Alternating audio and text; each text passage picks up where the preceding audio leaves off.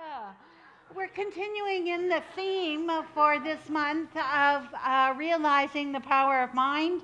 And I am working out of two of my most favorite books, Creative Mind and Success by Ernest Holmes and The Four Agreements by Don Miguel Ruiz. And I know we've probably heard that stuff over and over and over again. It seems to be posted regularly on Facebook. But I needed to hear it. So that's what you get. So, Ernest Holmes said, pure spirit exists at the center of all form, which is exactly what Jeannie said this morning. Of itself, it is formless, but it is ever giving birth to form. The forms come and go, but spirit goes on forever. So, we get attached to the form sometimes. We get attached to what things are supposed to look like. And sometimes our attachment is what gets us into trouble, as the Buddhists would say.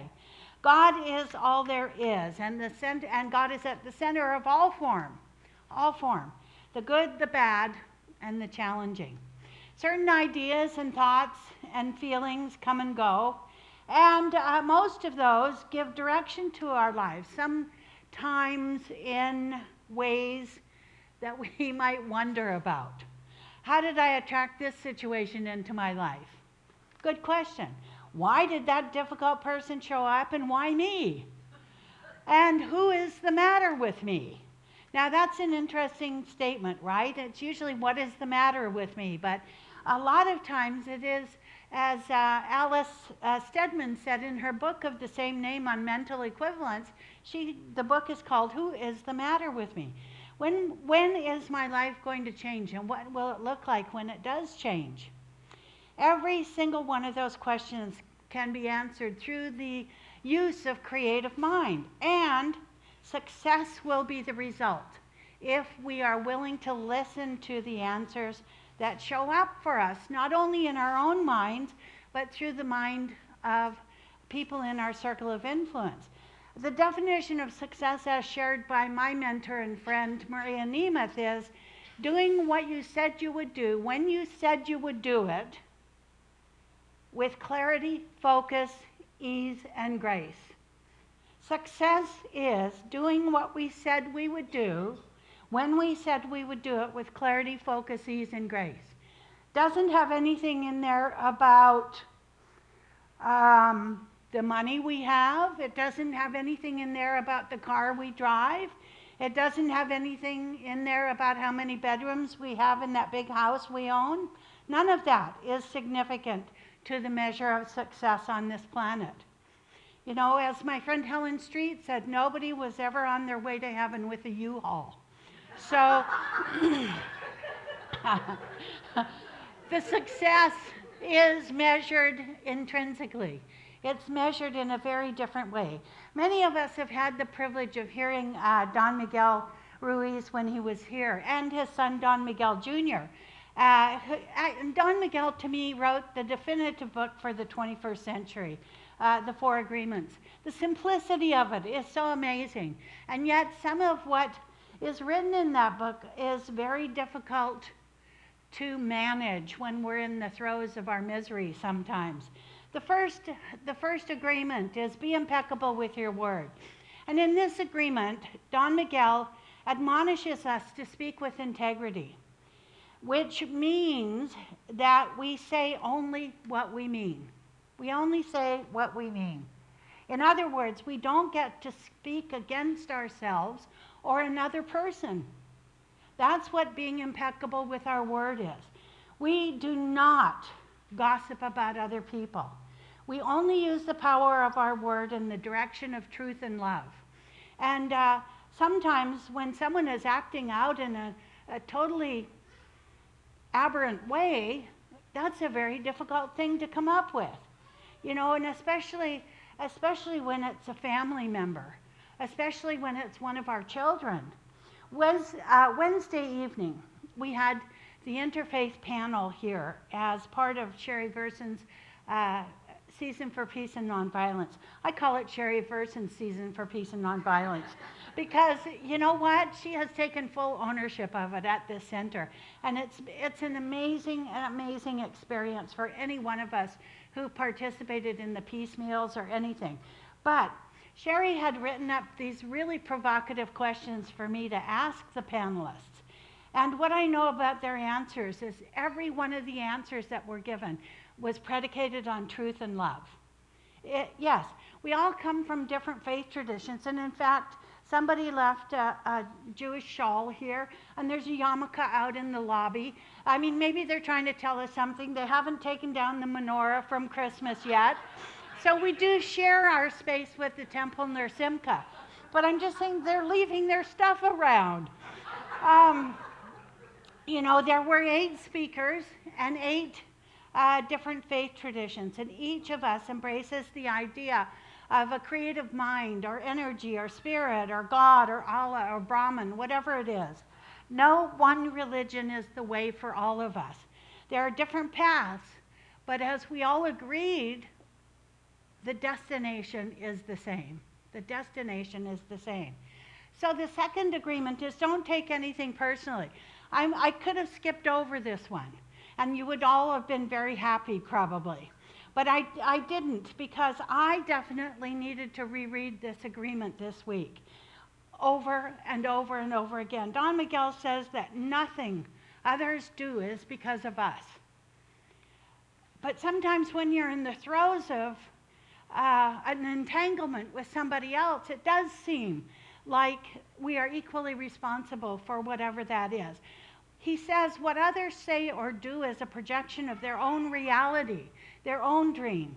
When we are immune to the opinions and actions of others, we won't be the victim of needless suffering. How many of us are actually that evolved? How many of us are? You know, I guess I could see a whole bunch of heads shaking back and forth out there. But I realize that it really is a situation or a circumstance that we often get into, not often, but we sometimes get into, and it's there as a teaching moment for us.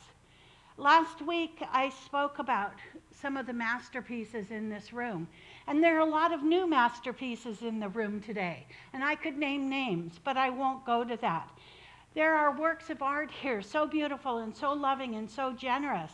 And yet again, even though we are masterpieces, like Thoreau said, we are works in progress. We are works in progress. You know, for some artists, a painting is never quite finished. It's never quite finished. There's always a little dab here and a little dab there, right? There is a process to life and living, and we have to trust the process, even in the face of someone's anger and mean-spiritedness. And if I didn't believe that, I couldn't stand up here on Sunday and share this with you. When we're immune to the opinions and actions of others, we won't be the victims of needless suffering. Years ago, I saw this holy man at the Universal Hilton. I don't know if it's still called that, but at the end of the program, there was a Q&A, question and answer part of the program. And one of the men in the audience got up and came forward to ask his question. And he said, ask the holy man, he said, what am I to do if someone maligns my character and says mean things about me publicly?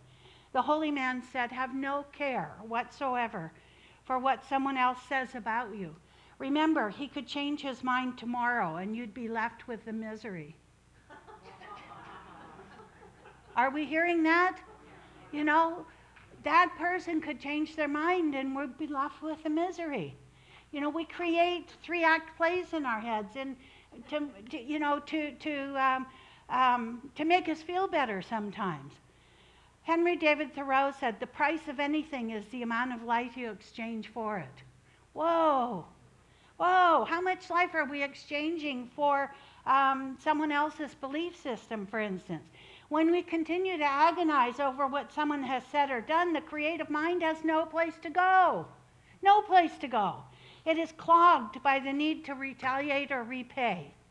It's like walking through ankle-deep sludge, and peace is elusive. And in this season for peace, you know, we're here to really figure out what that means to us as individuals so that we can work on the global vision. How much life are we willing to exchange for taking things personally? That's the question. The next one is don't make assumptions. Yes, that's what I said. This one always ends up being a communication issue. Always, always, always, always. Find the courage, Don Miguel says, to ask questions and to express what we really want. You know, sometimes we don't know what we want. But if I ever walk away from a conversation with someone else wondering what he or she meant by some statement that they made, the problem is not with that other person, it's with me. It's with me. You stop and say, you know, let me just understand correctly here. Let me just tell me what it is that you meant by this. I think I know what you meant, but help me out here. The problem is not with them, it's with me. Most of us have our degrees in MSU, making stuff up. And we're incredibly creative. We are so creative. When we communicate with others as clearly as we can, something I did not do very well this past week, we avoid misunderstanding, sadness, and drama. This is the one agreement that will change lives by embracing this practice. It's life-changing. Problems that remain persistently insoluble should always be suspected as questions asked in the wrong way. That's Alan Watts. Some of you are fans of him. Alan Watts also said that the real you is not a puppet which life pushes around. The real deep down you is the whole universe. You are something that the whole universe is doing, in the same way that a wave is something that the whole ocean is doing. Do you just love that? Yes. The possibility of our having a different experience of life is not a gift given to only a few of us. As Jeannie said, the creative mind places us clearly in the running for a successful and abundant life, where we're free from worry and wonder about how things are going to turn out, because the how of how they're going to turn out is up to God. We don't have to worry about that part of it. We don't even have to really think about it. But we do, don't we? We do. The fourth one is always do your best. You know, I feel like I always do my best. But I think that maybe other people don't think that I always do my best. And yet, there again, I can't take things personally. Why would I come to the gift of another day without doing my best? Isn't that a good question? Why would someone intentionally wake up in the morning and say, I'm going to do a lousy job today? I am going to screw up right, left, and center. No, we don't think that way. And yet there are those afoot who have judgments around what I've done here at this center and how I've done it. I would never come to any day with the idea that I'm going to slack off, that I won't be as kind as I can or as generous as I can. You know, our best is going to change from moment to moment. And it will be different when we are healthy, as Don Miguel says, opposed to when we're sick. Some Sundays I feel like I could have done better. But I prepare as though I'm going to speak to 1,000 people on Sunday. And I don't speak to the empty chairs. I speak to the ones who are here, who are listening with me. Because every one of you are on my journey with me. You know, we could put all of you up here and I could sit down there. And you would all have something brilliant to say to me. You would. You'd all have something brilliant to say to me. So I speak because I need to hear what I'm saying. That's truly why words were created, is because I need to hear what I'm saying. You maybe if you do need to hear what I'm saying, that's the good part. We have a relationship then. Everything that exists is in an external transformation. Everything in nature, in all of creation, is changing. Creation is happening in the moment. It has no beginning, it has no end, and it is ongoing. Energy is always transforming because it is alive. That's Don Miguel. When something comes up to disturb the status quo, it's because the status quo needed disturbing. It did. It's one of those pivotal moments in our lives. You know, when something happens that is out of the ordinary for us, it's because something good is coming out of the turmoil. The creative mind is alive, and it needs to be fed change in order for us to have a successful life.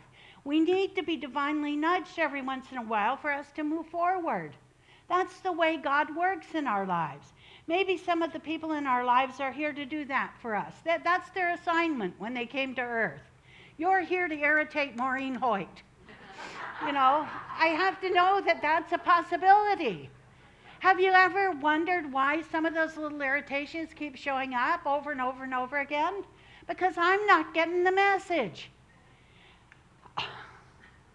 We don't always like what they represent, though, you know, but they have a valuable purpose. Emma Curtis Hopkins, who's one of my favorites, long quote, but she said, sometimes people have thought they ought to sit down in the midst of dishes, needing washing and account books, needing straightening, and refuse to do these tasks, because to do them is a sign of belief in labor. I got that. You should see my house right now.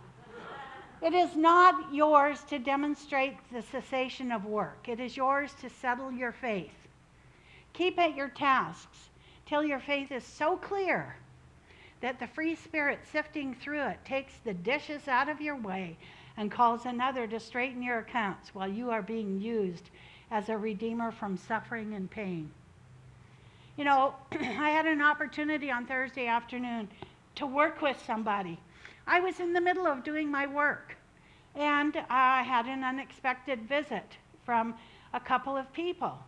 Now, do you think that I said to these people, you know, go away, I have to do the agenda for Sunday morning? No, I didn't. I invited them in to sit down and to spend some time with me. She's not telling us to deal with life at the level of effect, not to deal with life at the level of effect, but to settle it in faith and conviction. As Jeannie said, I've got to settle my faith. I've got to settle my faith on a weekly basis, on a daily basis, on an hourly basis. And my vision is to have this center as a redeemer from suffering and pain, as she says so beautifully. That's what I want for our community. And yet, I realize that there are those who don't live by the heart and soul of who they are. That's not a judgment as much as it is an observation. That's maybe some of us cannot make that 18-inch journey from the head to the heart. This is not a commentary on their lack of consciousness, or that it would presume that some are more evolved than others. And that's certainly not what I mean. This creative mind and its success in our lives speaks more to my inability as your minister to present principle in a way for you that facilitates the journey for those who are here. Now, that's really what I want from this center, for all of us to be able to make that journey from the head to the heart. And how that works for some of us is sooner than later. And others, you know, as I said, we're still masterpieces, but we're works in progress. It takes longer. Dr. Robert Bitzer, who was the pastor of the Hollywood Church of Religious Science for many, many years, said, it's all consciousness. It's not that one person's consciousness is higher than another person's. It's very definitely that one may have a more expanded awareness of the power and presence of God in their lives, and that they are operating on all cylinders in their achievement of this success in their lives. Because when we know God on a daily basis, that is success. There is, after all, no comparison in the mind of God anyway. God is the force that makes the transformation of energy possible, and we have as much or as little of this force at work in our lives as we're willing to use. How much are we using God in our lives? Our personal dream, okay, wait a minute here. I don't know where that came from, but we'll just leave it up there for a second because it's going to show up sooner or later. I give up freely what is no longer serving me, and I release it to create space for whatever inspires me. It's simple and difficult all at the same time. Someone said this week that I told them that they had a poor consciousness. That is not what I said, but it is clearly what they heard filtered through a false perception of who I am. All of life is consciousness, and the joy or the despair we experience is directly related to the degree in which we know that God is all there is. I don't have the right to question anyone else's consciousness, but I do observe that sometimes we act in ways that give others a pause to wonder about our intentions. You know, have you ever sat back and just looked quizzically at someone and says, I wonder what's behind all that? I wanted to defend myself, but a few years ago I noticed that when I took a defensive posture, the other person was in total control. So I stopped explaining myself, and at the same time, I realized people only understand from the level of their own perception anyways. Don Miguel was right. The most valuable lesson is that when he said that everything is filtered through perception or projection.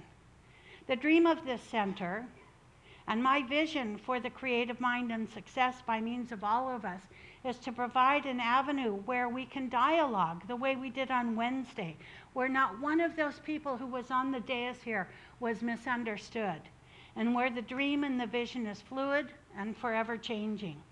Some people come and they get what they want and they leave. Others come and bring what they have to share with the rest of us. And still others, like myself, are works in progress. Don Miguel said, our personal dream, the whole interaction between the dream and the dreamer, is constantly shifting and changing.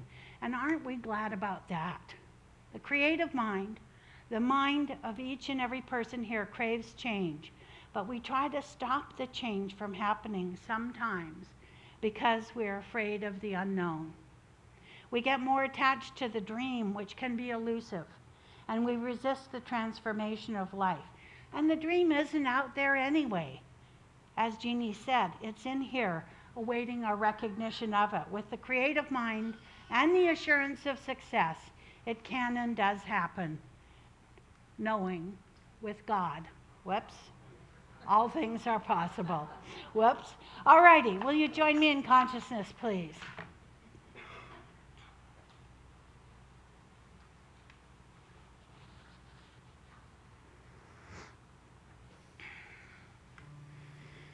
And just get quiet for a second.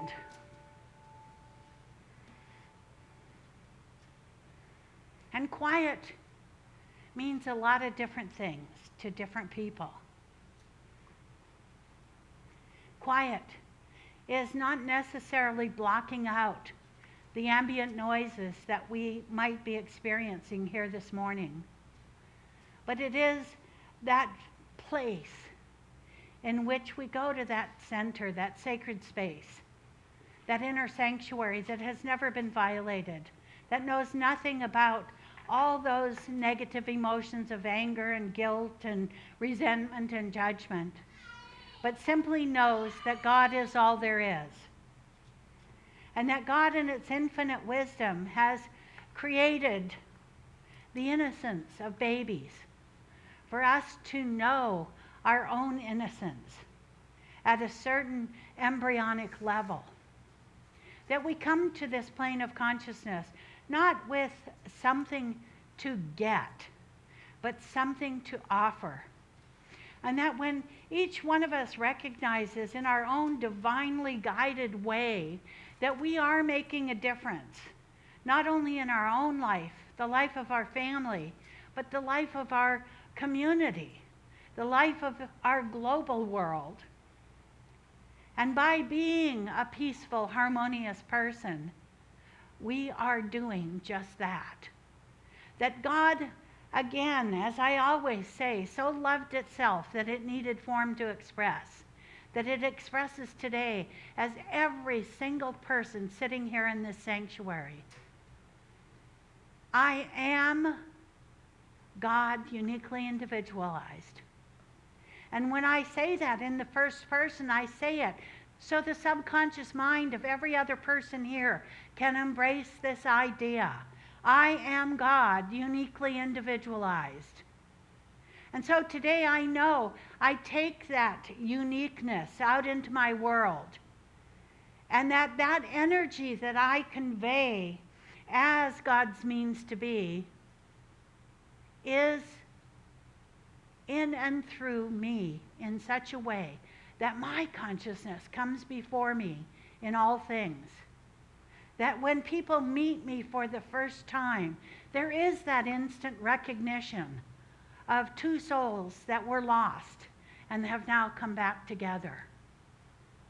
And so today, I know that this center is a beacon of light in this community, that we have offered up our sanctuary as a space for interfaith dialogue, as a space for a Buddhist afternoon, as a space for classes, as a space for all different kinds of activities that bring us closer and closer to an awareness of who we are as spiritual people.